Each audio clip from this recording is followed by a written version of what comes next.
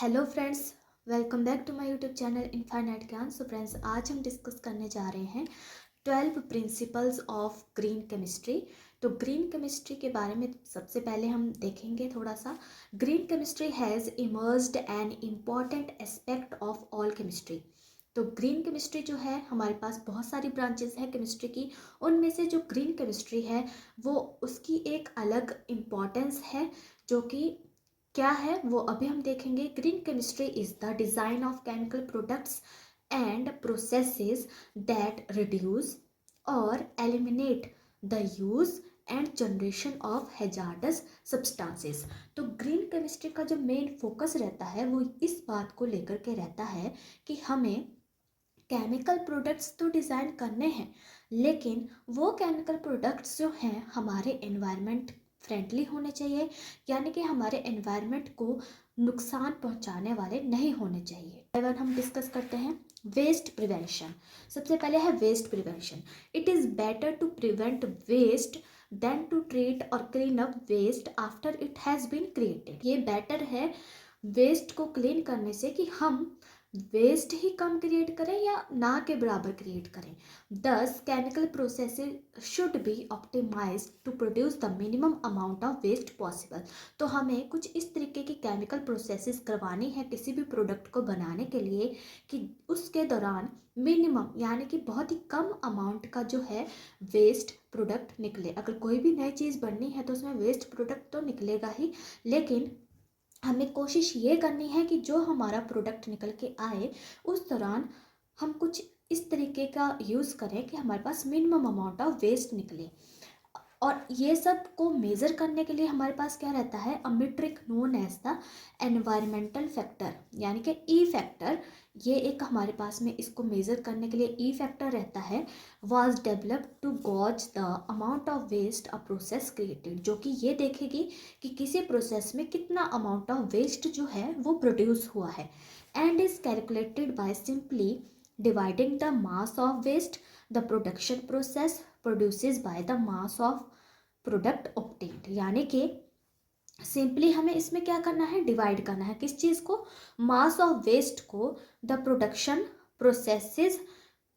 Process जो कि हमारी प्रोडक्शन ने प्रोसेस करा, produces by the mass of product obtain, और कितना मास ऑफ प्रोडक्ट जो है हमारे पास उसके बाद में बना।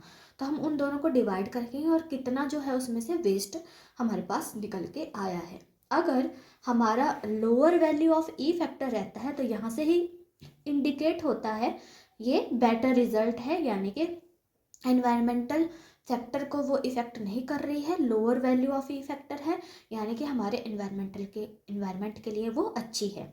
Other methods of assessing amounts of waste such as comparing the mass of the raw materials to that of the product are also used. तो दूसरा मेथड और क्या हो सकता है, हम क्या कर सकते हैं इसमें, हम देखेंगे कि हमने स्टार्टिंग में कितना रॉ मटेरियल यूज़ करा था और लास्ट में जो हमारा प्रोडक्ट आया है वो कितना है, उन दोनों का वेट देखेंगे। वहाँ से भी हमें ये अंदाज़ा लग सकता है कि कितना अमाउंट ऑफ वेस्ट इस प्रोसेस के दौरान निकला है। ठीक है। सेकंड है हमारे पास में atom economy.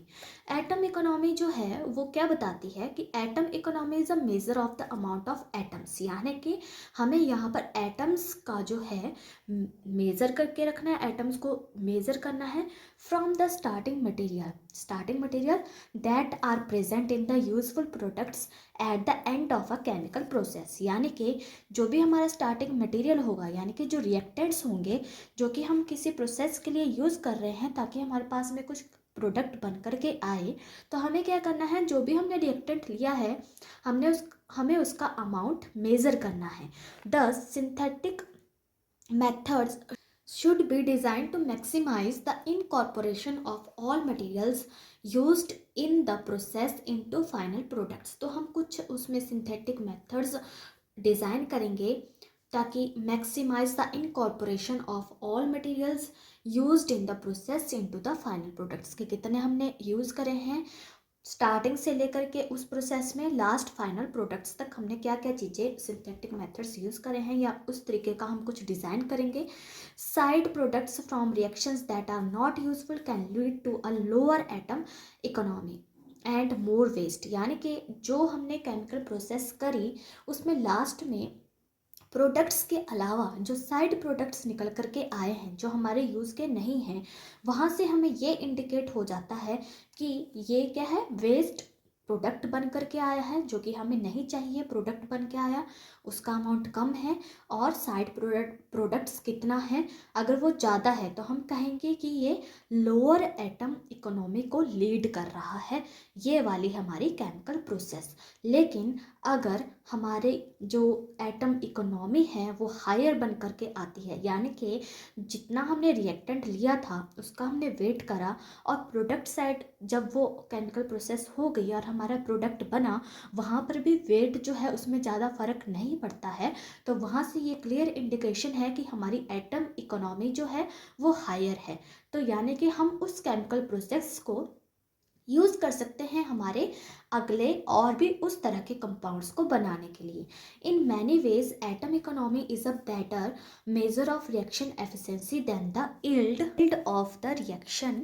The yield compares the amount of useful product obtained compared to the amount you would theoretically expect from calculations. Therefore, processes that maximise atom economy are preferred. ठीक है, तो ऐसी प्रोसेसेस जो atom economy को हमारे लिए maximise करती हैं वही प्रोसेसेस को हम प्रेफर करते हैं। Less hazards chemical synthesis third है हमारे पास में, यानी कि केमिकल सिंथेसिस कुछ इस तरीके से होने चाहिए कि वो लेस हैजार्डस हो। Synthetic methods should be designed to use and generate substances that possess little or no toxicity to human health and the environment। ठीक है, तो हमें दोनों तरफ का ध्यान रखना है कि वो हमारे एनवायरमेंट फ्रेंडली भी होनी चाहिए, साथ ही साथ ह्यूमन हेल्थ के लिए भी वो टॉक्सिक ना होनी चाहिए, यानी कि बहुत ही लिटल उसमें टॉक्सिसिटी होनी चाहिए। ठीक है, तो हमें लेस हैजार्डस केमिकल सिंथेसिस का यूज़ करना है। फोर्थ है हमारे पास में डिज़ाइनिंग सेफर केमिकल्स। तो अगर हमें थर्ड वाले स्टेप को करना है कि हमें लेस हैजार्डस केमिकल सिंथेसिस करनी है, तो उससे पहले हमें कुछ ऐसे केमिकल्स डिज़ाइन करने पड़ेंगे जो कि सेफ़र हो।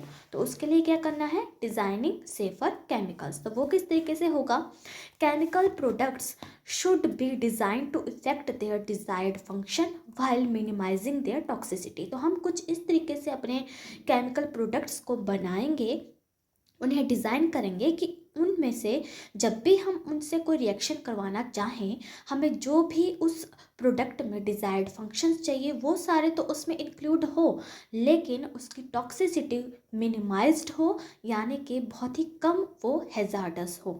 The design of safer chemicals targets requires a knowledge how chemicals act in our bodies and in the environment. तो हमें अगर सेफ़र केमिकल्स डिज़ाइन करने हैं ह्यूमन हेल्थ को लेकर के और एनवायरनमेंट को लेकर के, तो हमें उन सेफ़र केमिकल्स का जो फर्स्ट जो हमारा टारगेट होगा वो हमारा ये होगा कि हमें इस चीज़ की नॉलेज होनी चाहिए कि हमारी बॉडी किसी केमिकल को लेकर के किस तरीके से रिएक्ट करती है, एंड इन द एनवायरनमेंट, और हमारा इन्वायरमेंट उस केमिकल को लेकर किस तरह से रिएक्ट करेगा। In some cases a degree of toxicity to animals और humans may be unavoidable.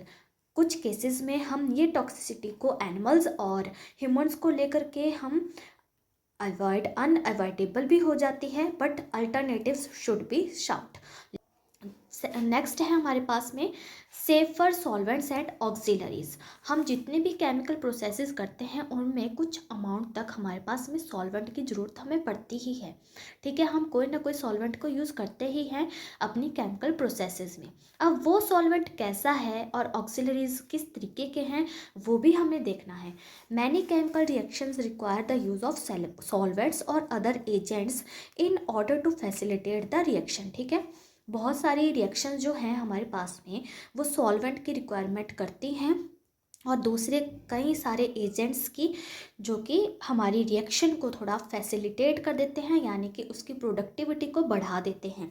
They can also have a number of hazards associated with them. और ऐसी रिएक्शंस के साथ में बहुत सारी हैजार्ड्स भी एसोसिएट यानी कि जुड़े रहते हैं, such as flammability and volatility, यानी कि वो बहुत ही ज़्यादा वॉलेटाइल होते हैं और हाईली फ्लेमेबल होते हैं, तो वो हमारे लिए हैजार्डस ऑब्वियसली ही होंगे, ठीक है। Solvents might be unavoidable in most processes, तो हमें क्या करना है, सॉल्वेंट्स को unavoid in most processes but they should be chosen to reduce the energy needed for the reaction, ठीक है। हम ऐसा भी नहीं कर सकते कि सॉल्वेंट को यूज़ ही ना करें। सॉल्वेंट माइट बी अनअवॉइडेबल, ये अनअवॉइडेबल हो सकते हैं बहुत सारी प्रोसेसेस में, हमें लेना ही पड़ेगा सॉल्वेंट, लेकिन they should be chosen to reduce the energy needed for the reaction. तो हमें क्या करना है, उनको इस तरीके से चूज़ करना है कि उनकी जो एनर्जी है उसी हिसाब से हमें उनको यूज़ करना है। शुड हैव मिनिमल टॉक्सिसिटी, ठीक है, उनकी जो टॉक्सिसिटी है वो मिनिमल होनी चाहिए। And should be recycled if possible, अगर हम मान लो कर ही रहे हैं इन सब ऐसे किसी सॉल्वेंट का यूज़ कि उसमें टॉक्सिसिटी है लेकिन बहुत कम वाले को हमें यूज़ करना है जिसकी टॉक्सिसिटी बहुत कम है, और अगर हो सके उसमें ये पॉसिबिलिटी होनी चाहिए कि वो रिसाइकल होकर के दोबारा हमारी किसी केमिकल प्रोसेस में काम आ जाए, ताकि हमें अच्छी प्रोडक्टिविटी मिल सके, हमारे जितने भी प्रोडक्ट्स जो हैं वो ज़्यादा अमाउंट में बन सके, ठीक है। नेक्स्ट है हमारे पास design for energy efficiency. Energy intensive processes are unacceptable in green chemistry, ठीक है। तो जितने भी हमारी ऐसी प्रोसेसेस हैं जो कि एनर्जी इंटेंसिव है, यानी कि जो कि एनर्जी को ज़्यादा कंज्यूम करती हैं, उनको हमें वो ग्रीन केमिस्ट्री में अनएक्सेप्टेबल है, ठीक है। Energy requirements of chemical processes should be recognized for their environmental and economic impacts and should be minimized, ठीक है। तो हमें क्या करना है, जो एनर्जी रिक्वायरमेंट है केमिकल प्रोसेसेस की वो हमें पता होनी चाहिए for their environmental and economic impacts, कि वो इन्वायरमेंट या इकोनॉमिक इम्पैक्ट्स उनके क्या हो सकते हैं और वो कितनी एनर्जी को कंज्यूम करने वाली हैं, और शुड बी मिनिमाइज्ड, और हमें क्या करना है, उस एनर्जी कंजप्शन को मिनिमाइज करना है if possible. Synthetic method should be conducted at ambient temperature and pressure, हमें कुछ इस तरीके के सिंथेटिक मेथड्स बनाने चाहिए, यानी कि जो कि हो सके टेम्परेचर और अलग अलग एनर्जी जैसे कि टेम्परेचर है और प्रेशर है उसमें हम उनको उस तरीके से उन्हें सिंथेटिक तरीके से हम वो चीज़ उन्हें प्रोवाइड करवाएं और हमारे पास में एक डिज़ायर्ड प्रोडक्ट बन करके आ जाए। नेक्स्ट है use of renewable feedstocks. A raw material और feedstock should be renewable, यानी कि जो हमारे रॉ मटेरियल जो कि हम यूज़ कर रहे हैं किसी केमिकल प्रोसेस के लिए, और फीड स्टॉक यानी कि जो भी हमने उन रॉ मटेरियल्स को लेकर के कुछ स्टॉक रखा है वो क्या होना चाहिए, रिन्यूएबल होना चाहिए। एग्जाम्पल जैसे कि हम यूज़ करते हैं chemical derived from biological sources, यानी कि हम कुछ ऐसे केमिकल्स जो कि डिराइव होते हैं फ्रॉम बायोलॉजिकल सोर्सेज, कुछ ऐसी चीज़ों का इस्तेमाल करें जो कि रिन्यूएबल हो, rather than depleting when ever technically and economically practicable, ठीक है। यानी कि ऐसे नहीं होने चाहिए कि हम उन्हें यूज़ कर रहे हैं और वो क्या कर रहे हैं, डिप्लीशन कर रहे हैं, यानी कि कम हो रहे हैं अमाउंट में। For example petrochemicals are non renewable resources, ठीक है। हमने अपनी छोटी क्लासेस में भी ये पढ़ा हुआ है कि हमारे पास में रिन्यूएबल सोर्सेज कौन से होते हैं और नॉन रिन्यूएबल सोर्सेज कौन से होते हैं, ठीक है। रिन्यूएबल सोर्सेज जैसे कि यानी कि जो एक्स्ट्रा अमाउंट में प्रेजेंट है, जैसे कि हमारे पास में सन है, सन रेज है, ठीक है, वो हमारे पास में क्या है, रिन्यूएबल है, बार हमें जितना भी हम कंजप्शन कर ले वो हमें मिलती ही है सनरेज। लेकिन जैसे कि हमारे कोल है, पेट्रोलियम है, हम लोग उनको यूज़ कर रहे हैं तो वो धीरे धीरे उनका कम, जैसे उनकी डिप्लीशन हो रही है एयर में, अब हम एयर से तो उन्हें दोबारा ला करके एक्सट्रैक्ट तो नहीं कर सकते, अब वो कंज्यूम हो गया है, डिप्लीट हो चुका है, तो वो क्या हो रहा है, उनके सोर्सेज धीरे धीरे कम हो रहे हैं, तो वो हमारे क्या हो गए, नॉन रिन्यूएबल सोर्सेज। तो वही यहाँ पर कहा जा रहा है कि जैसे कि पेट्रोकेमिकल्स हैं जो कि हम यूज़ करते हैं वो क्या है, नॉन रिन्यूएबल सोर्सेज हैं which are employed as starting materials in a range of chemical processes can be depleted, ठीक है। तो वो क्या है, एक तरह से स्टार्टिंग मटेरियल है किसी भी केमिकल प्रोसेस को स्टार्ट करने के लिए, और वो क्या हो रहा है, कैन बी डिप्लीटेड, ठीक है, chemical processes can be depleted. Next है हमारे पास में reduce derivatives, unnecessary derivatization, use of blocking groups, protection, deprotection, temporary modification of physical chemical processes should be minimized or avoided if possible because such steps require additional reagents and can generate waste, ठीक है। तो हमें क्या करना है, reduce derivatives, अगर हम चाह रहे हैं कि डेरिवेटिव्स भी अगर हम साथ में बना रहे हैं अननेसेसरी, जो हमें चाहिए ही नहीं, जैसे कि ब्लॉकिंग ग्रुप्स बन जा रहे हैं या प्रोटेक्शन या मॉडिफिकेशन कर रहे हैं उसकी, तो हमें उस चीज़ को अवॉइड करना है अगर वो अननेसेसरी है, क्योंकि वही चीज़ जो है उसमें हमें एडिशनल रिएजेंट्स डालने पड़ेंगे और जो कि वेस्ट को जनरेट करेगा। ठीक है। Alternative methods must be developed which do not require the such groups, for example enzymes which are highly specific. तो अगर हम इस चीज़ को अवॉइड करना है तो हमें क्या करना है, कुछ अल्टरनेटिव लेना पड़ेगा, डेवलप करने पड़ेंगे कुछ alternative methods which do not require such groups, जो इन ग्रुप्स की रिक्वायरमेंट को ही नहीं रखते हैं। ठीक है। फॉर एग्जांपल जैसे कि हमारे पास में एंजाइम जो कि हाईली स्पेसिफिक हो। नेक्स्ट है हमारे पास में catalysis. The use of catalyst can enable reactions with higher atoms economies. ठीक है। तो हम लोग कैटलिस्ट का इस्तेमाल करते हैं अपनी रिएक्शन को फास्ट करने के लिए। तो वो कब होगा, जब हमारे पास में हायर एटम इकोनॉमी होगी।